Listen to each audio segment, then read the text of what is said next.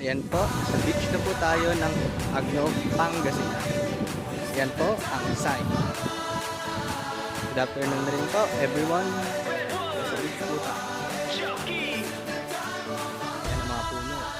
At yun naman ang open sea. Kahit tirik ang araw, malamig pa rin. Kaya babay.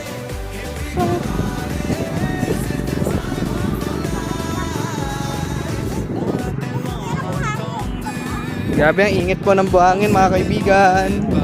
Yan po ang rock formation.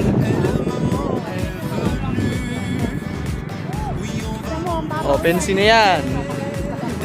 Open sea na dito. Ang init dito Kuya Jess, gagi, hindi ka pwede magpaa dito. May mga glitters pa yung buhangin. Ang ganda nga eh. Natural glitters. Yan guys, natural glitters. Yan po mga bahayan.